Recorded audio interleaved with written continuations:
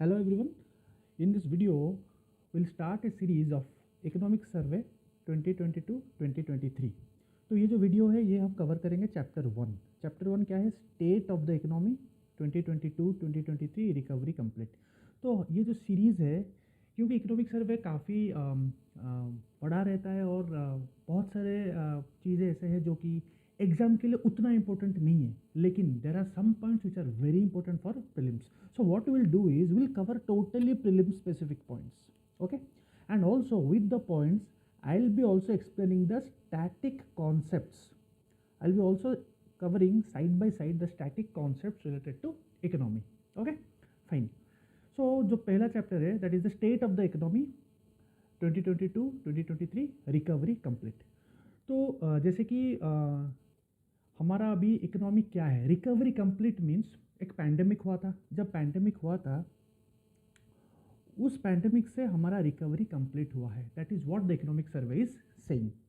तो यहाँ पे अगर आप देखोगे एक पैंडेमिक भी हुआ था, ग्लोबल इकोनॉमिक शॉक हुआ, फिर एक रशिया यूक्रेन कॉन्फ्लिक्ट भी हुआ था. तो उसी टाइम हुआ क्या था, जो यूएस का जो फेडरल रिजर्व है उसने रेट हाइक किया है. ठीक है, अब वो जो रेट हाइक करता है दैट इज इंटरेस्ट रेट बढ़ाता है, तो उसमें क्या इम्प्लीकेशंस होते हैं वो हम कवर करेंगे यहाँ पे. So what I have done is मैंने क्रक्स पॉइंट्स निकाला है इसी चैप्टर से, क्योंकि ईजी होगा समझने में. ठीक है, so crux pointers for prelims. In general the global economic shocks in the past were severe but spaced out in time. काफ़ी सीवियर था लेकिन स्लोली और इवेंचुअली टाइम पे ये कहीं ना कहीं कम हो गया है. तो this change the third decade of this millennium. At least 3 shocks have hit the global economy. ये हम पढ़ेंगे आगे. ये 3 शॉक्स क्या है? फर्स्ट ऑफ ऑल तो ओबियसली पैंडेमिक था. ठीक है, तो जब पैंडेमिक हुआ तब कहीं ना कहीं डिमांड नहीं था, and also there was a kind of recession pandemic के टाइम पे. तो जब पैंडेमिक थोड़ा बहुत कम हो रहा था, so it was followed by a war. जब रशियन और यूक्रेन कॉन्फ्लिक्ट हुआ, तो कहीं ना कहीं जब वॉर होता है तो वर्ल्ड वाइड इन्फ्लेशन हुआ. सो एक चीज़ तो ये हुआ पैंडेमिक. दूसरा चीज़ कॉन्फ्लिक्ट हुआ. तीसरा चीज़ क्या हुआ था, पॉलिसी रेट हाइक्स हुआ था. किसने किया था? Led by federal reserve of USA. USA का जो एपेक्स बैंक है उसने रेट हाइक किया. इसका मतलब इंटरेस्ट रेट बढ़ा दिया और इंक्रीज़ किया. जब इंटरेस्ट रेट फेडरल रिजर्व ने बढ़ा दिया तो हुआ क्या, तो कहीं ना कहीं यूएस का जो डॉलर है वो अप्रिशिएट हुआ. आई टेल यू हाउ वो अप्रिशिएट हुआ. बिकॉज जब interest rate the federal reserve increased, so what happened is जो एमर्जिंग इकोनॉमीज है वहाँ पे जो इन्वेस्टर्स ने इन्वेस्ट किया था, emerging economies like for example will take as India. ठीक है, इंडिया में बहुत सारे इन्वेस्टमेंट हुआ है. तो सडनली जब इंटरेस्ट रेट बढ़ जाएगा तो जो भी इन्वेस्टर्स यहाँ पे इन्वेस्ट किए हैं they will flock their capital to here, because उनको इंटरेस्ट रेट अच्छा मिल रहा है यहाँ पे, राइट? तो जब वो यहाँ पे इन्वेस्ट करेंगे तो डिमांड किसका बढ़ रहा है? ऑब्वियसली डॉलर का बढ़ रहा है, क्योंकि इन्वेस्ट तो डॉलर पे होगा. जिसके ऊपर हम इन्वेस्ट करते हैं, वेदर इट इज़ रुपी और डॉलर, अगर डॉलर पे हम इन्वेस्ट करते हैं तो इसका डिमांड बढ़ता है, और जिसका डिमांड बढ़ता है वही करेंसी अप्रिशिएट होती है, राइट?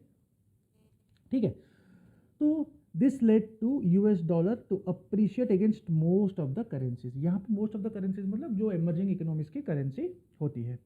सो अब मुझे आप बताओ कि जब एमर्जिंग इकोनॉमीज की यूएस डॉलर जब अप्रिशिएट होता है तो एमर्जिंग इकोनॉमिक्स का हाल क्या होगा? तो what happened is this led to widening of the current account deficit. किसका?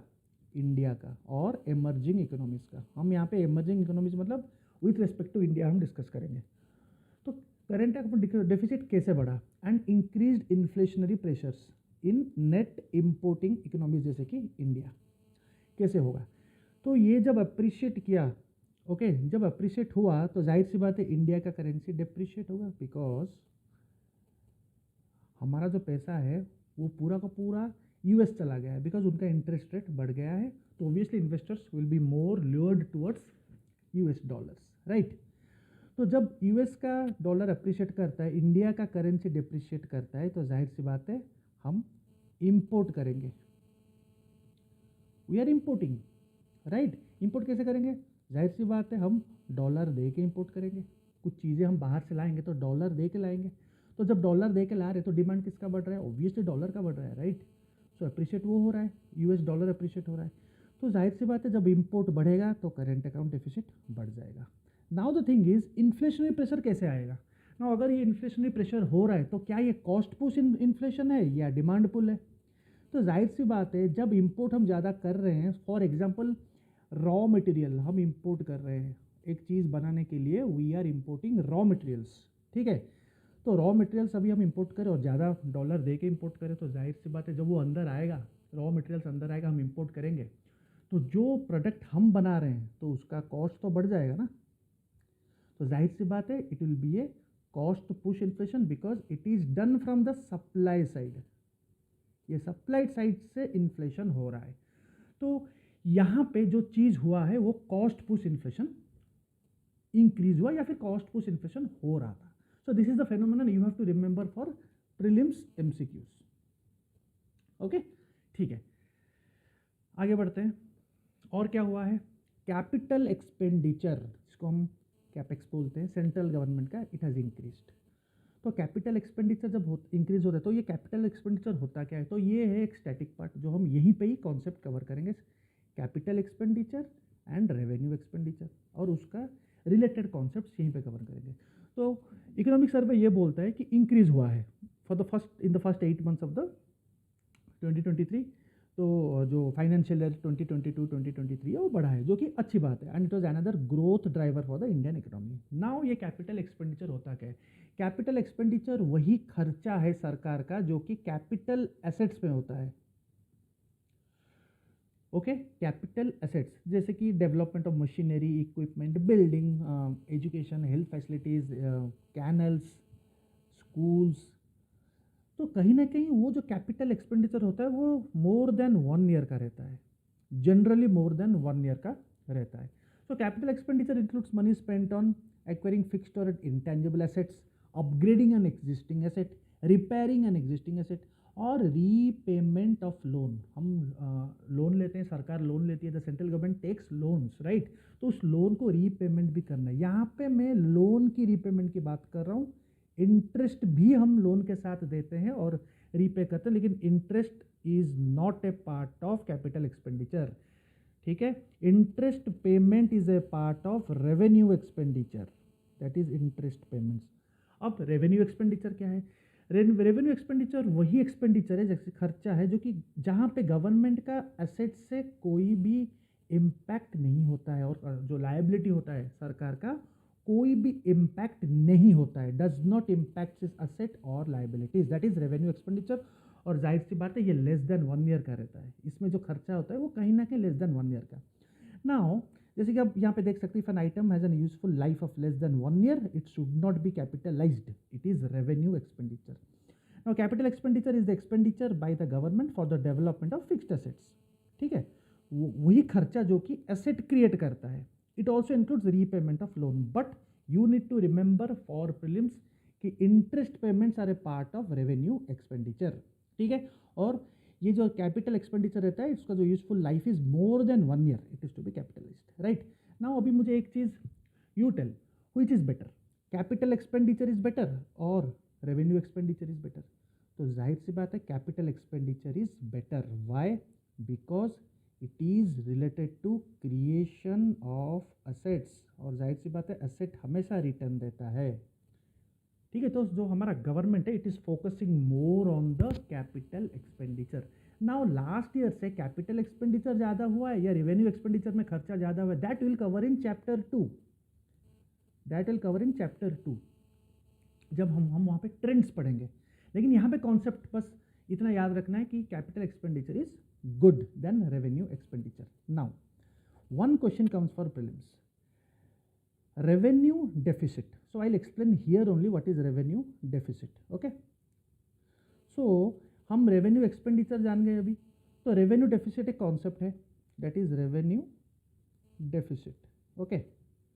revenue deficit क्या होता है, revenue expenditure minus revenue receipt, सीधी सी बात है। रेवेन्यू एक्सपेंडिचर ये है minus revenue receipt. Receipt means आमदनी ना। रेवेन्यू एक्सपेंडिचर हमको पता है जो कि खर्चा होता है, ये सब खर्चा होता है एक साल में। जैसे कि कोई भी एक सरकार का ऑफिस का जो डे टू डे खर्चा होता है, डे टू डे खर्चा, डे टू डे एक्सपेंसेस, वो सब रेवेन्यू एक्सपेंडिचर में जाएगा। नाउ रेवेन्यू रिसिप्ट्स क्या होता है, रेवेन्यू रिसिप्ट्स होता है जो टैक्स होता है। Revenue means tax, right. तो रेवेन्यू रिसिप्ट दो तरीके का होता है, एक है टैक्स रेवेन्यू, एक है नॉन टैक्स रेवेन्यू। ठीक है, टैक्स रेवेन्यू हमको पता है, direct tax, GST, indirect tax, वो सब टैक्स रेवेन्यू होता है। नॉन टैक्स क्या होता है, अगर कोई आप फाइन दे रहे हो, you are going without a helmet और आप पकड़े गए, पुलिस ने पकड़ा, फाइन लगाया, तो वो सरकार के पास जाता है, लेकिन वो जाता है as a non tax revenue, पर वो रिसिप्ट्स में रहता है। इनके बीच में अगर एक्सपेंडिचर ज़्यादा हो गया है तो जाहिर सी बात है रेवेन्यू डेफिसिट आपका हो रहा है। Now the question comes, is revenue deficit good? अगर आपका रेवेन्यू डेफिसिट बहुत ज़्यादा हो रहा है, वेरी हाई रेवेन्यू डेफिसिट अगर हो रहा है, is it good for the economy? It is absolutely not good, it is absolutely not good. आपका एक्सपेंडिचर इतना हो रहा है कि आप एक साल के अंदर जो डे टू डे एक्सपेंसेस है उसके लिए भी आप बहुत खर्चा कर रहे हो। तो रेवेन्यू डेफिसिट को एलिमिनेट करना है। सरकार का हमेशा, अगर आप FRBM एक्ट पढ़ोगे, FRBM एक्ट ऑफ 2002, वहाँ पे क्लियर कट लिखा है कि जो सरकार का गोल है और ऑब्जेक्टिव है to eliminate this revenue deficit. मुश्किल है लेकिन सरकार का है, आहिस्ता आहिस्ता कर रही है। ठीक है, फाइन। तो नेक्स्ट चैप्टर में हम इसका डिटेलिंग भी करेंगे, काफ़ी सारे ये टर्म्स आएंगे, खास करके चैप्टर 2 में, और थोड़ा बहुत चैप्टर 3 और 4 में आएंगे, जब हम मॉनिटरी पॉलिसी या फिर फिस्कल पॉलिसी, खास करके जो फिस्कल पॉलिसी का चैप्टर है वहाँ पे ये सब चीज़ आएगा। मैं और एक बार इसको समझाऊंगा। फाइन, ठीक है। नेक्स्ट और क्या हुआ है, the credit growth to the MSME। जो MSME का क्रेडिट ग्रोथ है वो रिमार्केबली हाई हुआ है, ओवर 30.6%। याद करने की ज़रूरत नहीं है ये।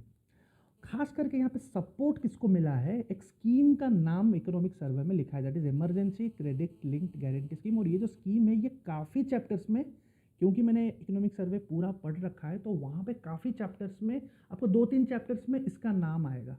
ठीक है, तो economic survey is clearly taking the name of this for MSME। तो जाहिर सी बात है आपको इसका डिटेलिंग करना है, जो कि आपको इकोनॉमिक सर्वे में नहीं मिलेगा।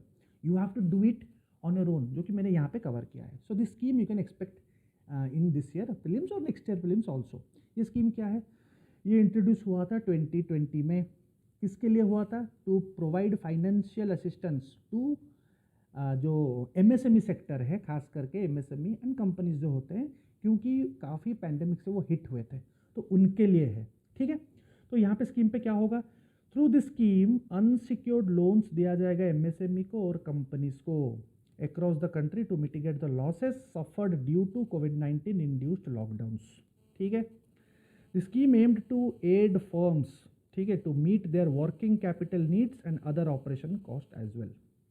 लेकिन कुछ एलिजिबिलिटी क्राइटेरिया है स्कीम के लिए। बोरोर, जिसको पैसा चाहिए, should compulsorily be a member of the GST और द GST रजिस्ट्रार। ये कंपल्सरी, ठीक है। these are the main criteria to be fulfilled before applying for this scheme। और कोई भी कैंडिडेट अगर उसका NPA है, पहले से NPA है, तो they are not eligible. This point you have to remember. Interest maximum annual interest rate 14% है। Government guarantee coverage is 100% under this scheme for a given credit limit. This much is enough for prelims. ठीक है, so you cover this because it is mention 3 to 4 times in different chapters of economic survey. ठीक है, fine. Next और क्या mentioned है, India's economic growth in financial year 2022 और 2023 has been principally led by, जो economic growth हुआ है इस साल में, principal it is led by private consumption and capital formation. ये दोनों इकोनॉमिक सर्वे मेंशन किया है। प्राइवेट कंजम्पशन से ग्रोथ ड्राइव हुआ है, जो कि काफ़ी सेल्फ एक्सप्लेनेटरी कि प्राइवेट कंजप्शन हम सबको पता है, and also capital formation. Now capital formation is a part of again static economy. अगर आपने इकोनॉमी स्टैटिक अच्छे से किया है तो आपको पता होगा। अगर आपको आज कैपिटल फॉर्मेशन पता नहीं, इट मीन्स यू आर कहीं ना कहीं you are lacking with your static economy preparation. ठीक है, फाइन। सो कहीं ना कहीं ये दो, private consumption and capital formation has helped generate employment as seen in the declining urban unemployment rate. जाहिर सी बात है अनएम्प्लॉयमेंट रेट बहुत है अर्बन में, लेकिन जो भी ग्रोथ हुआ है थोड़ा बहुत it was led by capital formation and private consumption. तो यहाँ पे हम कवर कर देंगे ये जो स्टैटिक कॉन्सेप्ट है कैपिटल फॉर्मेशन का। नाउ कैपिटल फॉर्मेशन होता क्या है? It is defined as that part of country's current output and imports which is not consumed or exported, जो consumed नहीं हुआ है और export भी नहीं हुआ है during the accounting period, but it is set aside as an addition to its stock of capital goods, जो कि output हुआ है लेकिन वो consume नहीं हुआ है, उसको अलग से रखते हैं। ठीक है, जैसे कि यहाँ पे आप देख सकते हैं कैपिटल फॉर्मेशन जो है यूजुअली दो टाइप के हैं, मतलब दो कंपोनेंट्स होते हैं और टाइप्स होते हैं, ग्रॉस फिक्स्ड कैपिटल फॉर्मेशन और इन्वेंट्रीज जो कि स्टॉक में चेंजेस आते हैं। नाउ ये ग्रॉस फिक्स्ड फॉर्मेशन क्या है? It does not change their form in the process of production. जैसे कि बिल्डिंग हो गया, मशीनरी हो गया, वो फॉर्म चेंज नहीं होता है, बिल्डिंग तो वैसा ही रहता है। ठीक है, और जो इन्वेंट्रीज होते हैं these are kept in stock to ensure continuous production, sale, transportation. जैसे कि रॉ मटेरियल्स हो गया, फिनिश्ड गुड्स हो गया। ठीक है, तो fixed gross fixed capital formation it is essentially net investment. कहीं ना कहीं इन्वेस्टमेंट ही तो है, आगे काम देगा। It is a component of the expenditure method of calculating GDP. Calculating GDP calculation के लिए 3 मेथड्स है, उनमें से जो एक्सपेंडिचर मेथड है ये उसी में है। नाउ ये क्या इंक्लूड करता है और क्या एक्सक्लूड करता है, which is important for prelims MCQ. क्या क्या इंक्लूड करता है? जैसे कि लैंड इंप्रूवमेंट्स, फेंसेस हो गया, डिचेस हो गया, ड्रेन्स हो गया, plant machinery equipment purchases, the construction of roads, railways, private residential dwellings, commercial industrial buildings, ये सब इंक्लूड करते हैं। These are all part of capital formation. और जो इकोनॉमिक सर्वे इज टेलिंग कि जो हमारा जो ग्रोथ हुआ है, जो इकोनॉमिक ग्रोथ हुआ है पिछले 1 साल से, कहीं ना कहीं कैपिटल फॉर्मेशन से ज़्यादा हुआ है। तो ये सब चीज़ ड्राइव किया है the last 1 year of our economy. Disposal of fixed assets is taken away from the total. Now exclude क्या करते हैं? This is more important. Land purchase आप अगर करते हो इट इज एक्सक्लूडेड, क्योंकि आप जब परचेज करते हो, लैंड जब परचेज करते हो तो आप उसको कंज्यूम करते हो। ओके, कंज्यूम करो, जाहिर सी बात है। और कैपिटल फॉर्मेशन वही है विच इज नॉट कंज्यूम्ड।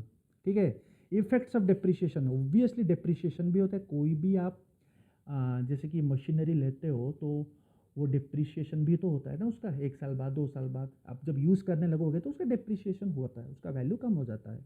तो वो जो इफेक्ट्स ऑफ डिप्रिसिएशन है वो भी इंक्लूड नहीं होता है, बिकॉज कहीं ना कहीं effects of depreciation again is consumption of capital. Okay, तो जो डिप्रिसिएशन इफेक्ट्स है these are not included in the component of capital formation. ठीक है, तो 2 MCQ कर लेते हैं तो आपको समझ में आ जाएगा। This kind of questions are asked in prelims. The gross fixed capital formation includes which of the following? Machinery and equipment, yes, अभी पढ़ा हमने। Construction of fixed assets like roads, yes. Intellectual property rights, yes. Intellectual property rights, आप जब कुछ भी चीज़ बनाते हो तो वो आपका है, कहीं ना कहीं वो आपका रहता है। आप अप्लाई करते हो IP के लिए तो वो आपका राइट्स है, कोई और उसको कंज्यूम नहीं कर सकता unless and obviously unless and until you give them that permission. तो ये 3 तो है। इफेक्ट्स ऑफ डिप्रेशन ऑब्वियसली नहीं है, because effects of depression is कहीं ना कहीं वो कंजप्शन पे आ जाता है, और anything which is consumed it is not covered under gross fixed capital formation. One more question, consider the following about gross fixed capital formation. It represents investment demand in the country. Obviously yes, अभी बात किया, यहाँ पे हमने it essentially a net investment. It is a component of the expenditure method. Yes, अभी हमने पढ़ा यहाँ पे it is a component of the expenditure method. Services sector contributes highest. Yes, ये एक आपका एक डेटा है, you have to remember, क्योंकि हमारे पास जो सरकार का डेटा है कि एग्रीकल्चर सेक्टर, इंडस्ट्रियल सेक्टर और मैन्युफैक्चरिंग सेक्टर और सर्विसेज सेक्टर, कौन सा सेक्टर सबसे ज़्यादा कॉन्ट्रीब्यूट करता है to this capital formation, gross fixed capital formation, it is the services sector, remember. Okay, fine. Services sector के बारे में अपकमिंग चैप्टर्स में और भी हम डिटेलिंग में करेंगे। ये only about the first chapter जो कि ओवरव्यू है, फिर भी I am trying to cover related parts, okay, so that एक आपको बेस मिल जाए, so that you can very easily understand the upcoming chapters. और क्या मेंशन्ड है, the global economy battles through a unique set of challenges. तो ये सब चैलेंजेस जो कि ग्लोबल इकोनॉमी बैटल कर रहा है, जो कि आपको मेंस में काम आ जाएगा, GS3 मेंस में, GS3 मेंस में you can do your answer very very value addition आप कर सकते हो, ठीक है। तो 3 चैलेंज हुआ है जो कि हमने अभी भी बात किया, एक तो कोविड, एक तो कॉन्फ्लिक्ट हो गया, ठीक है। और जब कॉन्फ्लिक्ट हो गया तो जाहिर सी बात है सप्लाई चेन पूरा डिसरप्ट हुआ है। जब सप्लाई चेन डिसरप्ट होगा तो जाहिर सी बात है सप्लाई साइड से जब डिसरप्ट होता है तो इन्फ्लेशन बढ़ेगा, जिसको हम सप्लाई साइड इन्फ्लेशनरी इफेक्ट बोलते हैं। सो ये जो कॉन्फ्लिक्ट हुआ था, this conflict caused the prices of critical commodities जैसे कि crude oil, natural gas, fertilisers, wheat, ये सब बढ़ गया, ठीक है, प्राइसेस बढ़ गया। This strengthened the inflationary pressures that the global economic recovery had triggered. Rising commodity prices, ये जो प्राइसेस जो बढ़ गया, led to higher inflation in the emerging market economies like India. तो ये भी एक रीज़न है। हम बोलते हैं कि महंगाई बहुत ज़्यादा हो गया है, सरकार को हम गाली देते हैं। ओब्वियसली सरकार का एक पार्ट तो है, लेकिन it is not the only fault of government. Side में वर्ल्ड इकोनॉमी में बहुत सारे world economy effects is also a major contributor to the inflationary thing happening in our country. तो यहाँ पे आप एक देख सकते हैं जो sharp rise in commodity prices हुआ है, जैसे कि ग्रीन कलर है फर्टिलाइजर। यहाँ पे पूरा नहीं देखना है आपको, बस ये देखना है, लास्ट का देखना है, ठीक है। यहाँ पे अगर आप देखोगे लास्ट का 2022 का सबसे ज़्यादा किसका है, सबसे ज़्यादा है ग्रीन कलर, मतलब फर्टिलाइज़र। जस्ट रिमेंबर फर्टिलाइज़र का इन्फ्लेशन प्राइसेस बहुत बड़ा है। और कहीं ना कहीं जो reason economic survey is telling that is because of the Russia Ukraine conflict, ठीक है, फाइन। नेक्स्ट और 3 में क्या हो, जैसे कि हमने अभी फर्स्ट पेज पे पढ़ा, rate hikes bye US federal reserve. तो यूएस फेडरल रिजर्व जब इंटरेस्ट रेट बढ़ा देता है, again I am telling, interest rate बढ़ा देता है, तो it will drove the capital into US market. जो इंडिया में जो कैपिटल था वो सब आ जाएगा यूएस को, क्योंकि इंटरेस्ट रेट बढ़ गया है, तो obviously they will be more attracted towards here, interest rate ज़्यादा मिलेगा उनको। सो जब इंडिया से पैसा इधर आएगा तो डिमांड किसका बढ़ रहा है, डॉलर का बढ़ रहा है। तो डॉलर का बढ़ रहा है डिमांड, तो क्या होता है, डॉलर एप्रिशिएट होगा, ठीक है। और रूपी क्या होगा, रूपी डेप्रीशिएट होगा, ठीक है। तो हम जब चीज़ खरीदेंगे, बहुत महंगाई से खरीदेंगे, इंपोर्ट करेंगे, तो हमारा इंपोर्ट बढ़ेगा। जब इंपोर्ट बढ़ेगा तो क्या होगा, करंट अकाउंट डेफिसिट बढ़ेगा, ठीक है, करंट अकाउंट डेफिसिट बढ़ेगा। और इंक्रीजिंग इन्फ्लेशनरी प्रेशर भी बढ़ेगा net importing economies like India. कैसे बढ़ेगा, जब हम रॉ मटेरियल खरीदेंगे, सेम कॉन्सेप्ट, रॉ मटेरियल खरीदेंगे, ज़्यादा पैसा देके खरीदेंगे, तो खरीद के जब ज़्यादा पैसा देके खरीदेंगे तो जाहिर सी बात है जो प्रोडक्ट हम बना रहे हैं तो उसका भी प्राइस बढ़ जाएगा। तो सप्लाई साइड से प्राइस बढ़ रहा है तो it is called cost push inflation, ठीक है, फाइन। नेक्स्ट एक टेबल है जो कि ये बोल रहा है, जो कि IMF ने प्रोजेक्ट किया है, global economic challenges led to downward revision in growth forecast across countries. तो ये जो ग्लोबल इकोनॉमिक चैलेंजेस, खास करके जो 3 इकोनॉमिक चैलेंजेस हमने अभी पढ़ा है, तो इसके वजह से जो ग्रोथ फोरकास्ट IMF ने किया है तो कहीं ना कहीं एक डाउनवर्ड हुआ है। 6.8 का 2022 फोरकास्ट 6.1 हुआ है बिकॉज ऑफ दीज रीजन्स, ठीक है। ये सब पढ़ने की जरूरत नहीं, इंडिया का आप देखिए बस, ओके, फाइन। नेक्स्ट और क्या है,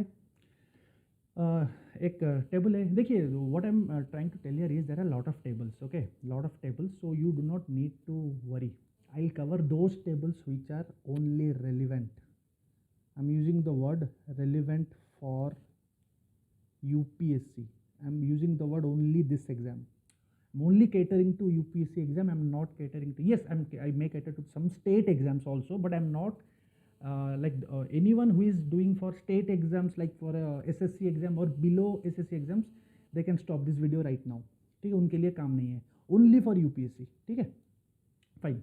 नो और एक चीज़ है यहाँ पे, ग्लोबल कंपोजिट पीएमआई, इसका भी तो थिंग इज, इसका अगर मेंशन हुआ इकोनॉमिक सर्वे में तो आपका इसका डिटेलिंग करना होगा, जो कि इकोनॉमिक सर्वे में नहीं होगा, you have to do it on your own. Okay, now PMI है क्या? It is purchasing managers index. कौन करता है? आईएचएस मार्केट करके एक संस्था है, बाहर का, इंडिया का नहीं है, बाहर का है, मोस्टली आई थिंक जापान का, if I am not wrong. तो ये करता है, पब्लिश करता है। क्या है ये index? This index is it is an index of the prevailing direction of economic trends. एक इकोनॉमिक ट्रेंड, क्या ट्रेंड है, कहाँ का है, सेक्टर क्या है, मैन्युफैक्चरिंग सेक्टर और सर्विस सेक्टर का prevailing direction of economic trends in these two sectors. So it is an economic indicator which is derived. कैसे डिराइव होता है? After monthly survey of different companies. Survey करते हैं कि ट्रेंड कैसा है मैन्युफैक्चरिंग और सर्विस सेक्टर का। कहाँ से करते हैं? वो सर्वे करते हैं, डिफरेंट कंपनीज को सर्वे करते हैं। ठीक है, there are two types of PMI, एक है मैन्युफैक्चरिंग पीएमआई, एक है सर्विसेज पीएमआई। कंबाइंड भी एक होता है, it is also made using both manufacturing and services PMI. दो अलग अलग होते हैं। ऑल्सो भी एक कंबाइंड इंडेक्स भी होता है, you have to remember. Calculation कैसे होता है? It is indicated by a number from 0 to 100। If it is more than 50 it means expansion हो रहा है, ओके, अच्छा हो रहा है, expanding. Okay, score below 50 contraction, अच्छा नहीं हो रहा है। ठीक है, अगर एक रीडिंग एट 50 हो रहा है, इट इंडिकेट्स कोई चेंज नहीं है। So if the previous month PMI is higher than the current month, it represents the economy is contracting. Okay, now ये जो इसका इसका यूज़ क्या है, सिग्निफिकेंस क्या है? पीएमआई का सिग्निफिकेंस ये है कि सेंट्रल बैंक्स यूज़ करता है इस पीएमआई को to make decisions on interest rates. ठीक है, not only central banks, anyone, even government also, even any outsiders like investors also, everyone ये इंडेक्स को यूज़ करते हैं। फाइन, ठीक है। और क्या है?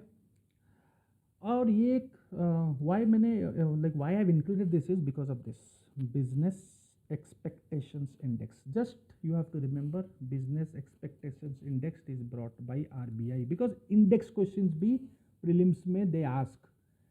लास्ट ईयर तो नहीं पूछे, लेकिन I guess last to last year में पूछा जाता है, 2-3 साल में काफ़ी आता है। मतलब एक इंडेक्स पूछ लेंगे कि this which of the following, this index is related to which of the following और released by which of the following. Just remember business expectations in index, मतलब बिजनेस का क्या एक्सपेक्टेशंस है, ये एक इंडेक्स निकाल के आता है आरबीआई।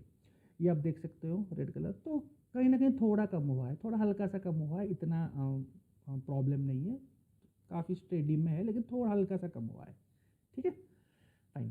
क्वार्टरली तो कहीं ना कहीं ठीक ही है, इतना कुछ प्रॉब्लम नहीं है, तो वो ज़्यादा प्रॉब्लम नहीं है, मतलब एग्जाम पॉइंट ऑफ व्यू से। You have to simply remember it is RBI which brings the business expectations index. Now similar index और एक भी है जो कि आरबीआई का नहीं है, वो क्या है? वो इकोनॉमिक सर्वे में मेंशन नहीं है, लेकिन न्यूज़ में है, that is business confidence index. So don't get confused.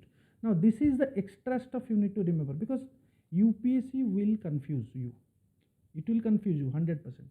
Because UPSC को मालूम है कि एक बिजनेस एक्सपेक्टेशंस इंडेक्स है, एक बिजनेस कॉन्फिडेंस इंडेक्स भी है। ठीक है, सो अभी हम कवर करेंगे बिजनेस कॉन्फिडेंस इंडेक्स क्या है। First of all, it is not mentioned in economic survey, but you need to know because it is in current affairs. ये कौन निकालता है? ये CII निकालता है, that is confederation of Indian industry. क्या है ये?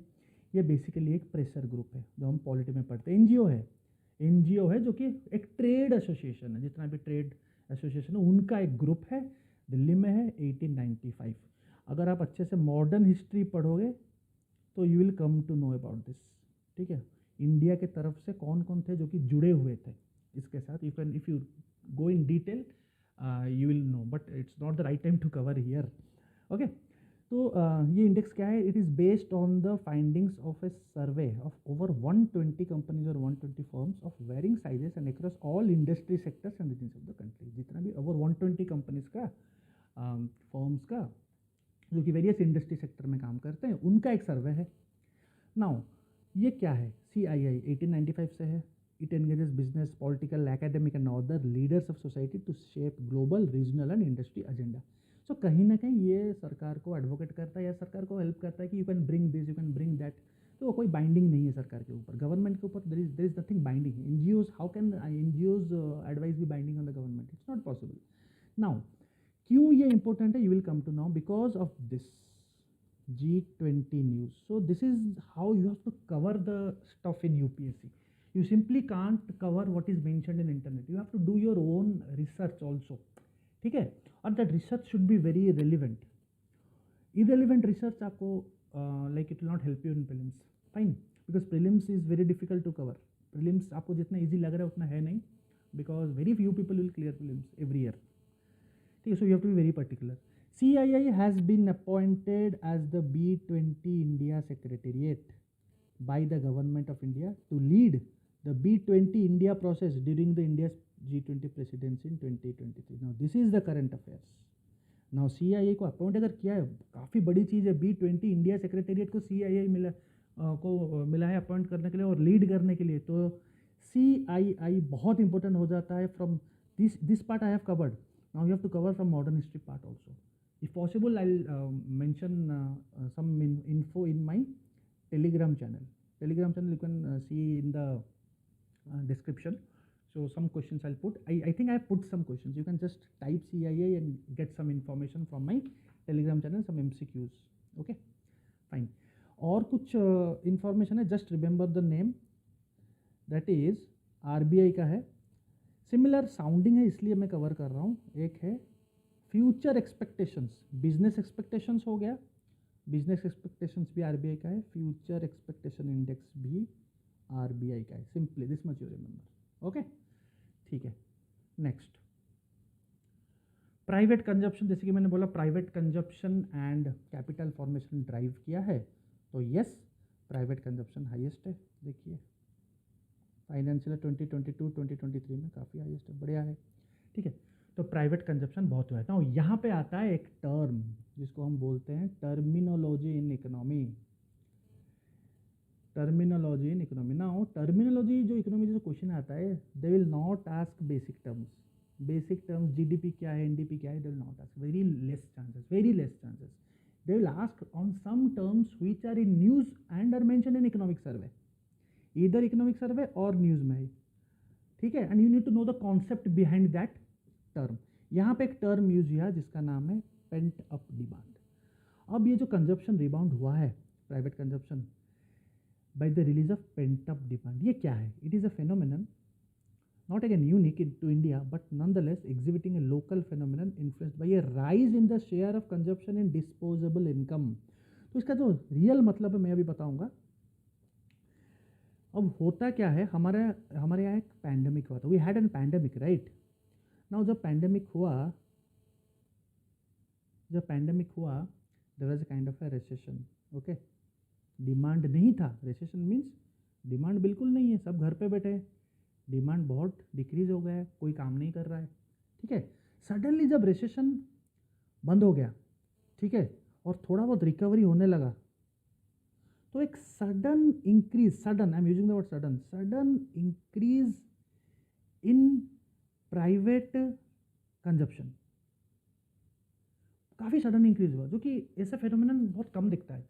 सडनली जब इंक्रीज हुआ आफ्टर रिसेशन, ठीक है, जब लोग क्या करते हैं, अपने डिस्पोजेबल इनकम से ज़्यादा खर्च करते हैं. टैक्स देने के बाद, after giving all taxes and all the stuff which the money they keep with themselves, they spend that also rapidly.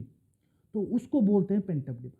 Simple concept, ठीक है, उसको बोलते हैं पेंट अप डिमांड. तो ये भी दिखने को मिला है क्योंकि प्राइवेट कंजप्शन बढ़ा है. तो वो जो कॉन्सेप्ट बिहाइंड था वो पेंट अप डिमांड था, क्योंकि रिसेशन के बाद, क्योंकि पैंडेमिक रिकवरी के बाद कहीं ना कहीं एक सडन इंक्रीज हुआ है. कोई खर्चा नहीं कर रहा था, तो सडनली सब कुछ जब खुल गया है, तो they started increasing their expenditure or from the disposable income of people of the people, right.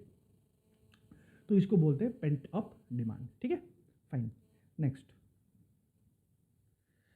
ये एक आप याद कर सकते हैं. Total capital expenditure grew at an average of 13%. मतलब 10 साल का एक ट्रेंड क्वेश्चन आ सकता है. Trend question comes in exam. Eco का ट्रेंड क्वेश्चन आता है इन प्रीलिम्स. तो आप ट्रेंड अगर देखोगे तो 2012 से तो काफ़ी सही से बढ़ा है. ठीक है, थोड़ा यहाँ पे कम हुआ था लेकिन कोई बात नहीं.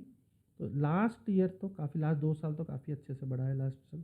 ठीक है, तो capital expenditure is increasing. Okay, इसका डिटेलिंग भी नेक्स्ट चैप्टर में है. Fine. Capital expenditure I have covered in the first slide की जो एसेट पे खर्चा, जो एसेट पे होता है मोर देन 1 ईयर का रहता है. Capital expenditure, revenue expenditure, everything I have covered.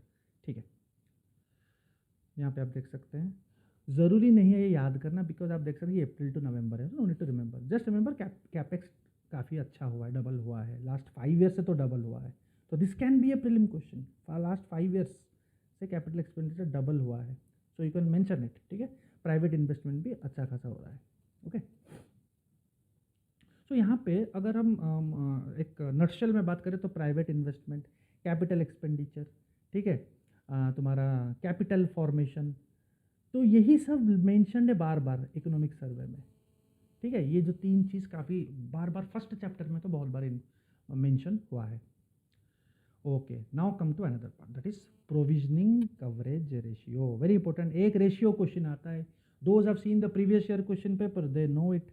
Provisioning coverage ratio, interest coverage ratio, बहुत सारे कवरेज रेशियो है जो कि हम over the time economic survey के थ्रू ही कवर करेंगे, लेकिन फर्स्ट चैप्टर में ये मेंशन, दैट इज PCR, इसका कॉन्सेप्ट यहीं पे ख़त्म करेंगे। ये रेशियो होता क्या है? ये फर्स्ट ऑफ ऑल एक related to banks, first of all related to banks, इसलिए यहाँ पे public sector banks, private sector banks, foreign banks, scheduled commercial banks, banks के बारे में है, because it related to banks, ठीक है। It is not directly related to government, it is related to banks. क्या होता है? It refers to the percentage of funds created against NPA, ठीक है। बता देता हूँ, बैंक्स का एनपीए होता है, ठीक है। जब होता है कुछ तो होना चाहिए उनके पास, लाइक एनपीए हो गया, क्या करेगा? कुछ तो साइड में, जैसे कि हम व्हाट वी डू, जब हमारे पास काम नहीं होता है तो हम सेविंग से चलाते हैं, हम सेविंग से चलाते हैं या नहीं? Same for banks. तो एक हायर पीसीआर रेशियो रिफ्लेक्ट करता है कि बैंक के पास सफिशिएंट कैपिटल है to withstand asset quality pressure and will not need significant incremental capital in case of extreme stress. जब एक्सट्रीम स्ट्रेस हो जाता है तो साइड में कुछ बचा है, उससे काम चलता है, that is the provisioning coverage ratio. तो अगर provisioning coverage ratio is more, so it is good, it is good for banks, so it can withstand failure or it can withstand pressure और extreme stress। तो bank क्या करता है, कुछ पैसा side में रखता है। तो bank set aside provisions for bad loans from the banks own funds, जो उनके पास तो पैसा आता है, डिपॉजिट होता है, वहाँ से थोड़ा परसेंटेज वो अलग से रखते हैं, मोस्टली फ्रॉम द प्रॉफिट्स। तो कहीं ना कहीं मोस्टली मैंडेटरी नहीं है, मोस्टली जो उनका प्रॉफिट्स होते हैं वहाँ से थोड़ा असाइड करके साइड करके रख देते हैं प्रॉफिट से। नाउ ये कौन डिसाइड करता है? ये भी एक क्वेश्चन है, डिसाइड कौन करता है कि कितना percentage, how much percentage bank should keep as a PCR? ये करता है आरबीआई, ठीक है। RBI initially set 70% benchmark as PCR, this means that bank has to set aside 70% of its loans as a provisional buffer. The higher the PCR, the better it is for the banks as it is useful when their NPS grow at a faster rate। जब NPS ज़्यादा बढ़ता है तो कहीं ना कहीं उन्होंने अलग से रखा है, तो वहीं से it will act as a buffer, provisional coverage ratio. Ideally 70% अच्छा रहता है, ठीक है। Now it is also mandatory for the banks to disclose the PCR in their annual financial statements, very very important. तो ये सब इंपॉर्टेंट पॉइंट्स है for prelims, I have covered everything, all relevant points are covered here, okay. तो बस concept आपको जानना है, economy is more about concept, it is very less about notes, remember this thing. आपको हिस्ट्री नोट्स काम आ जाएगा, IR notes काम आ जाएगा, इकोनॉमी में जब आपका कॉन्सेप्ट ही सही नहीं है नोट्स काम नहीं आएगा, ठीक है।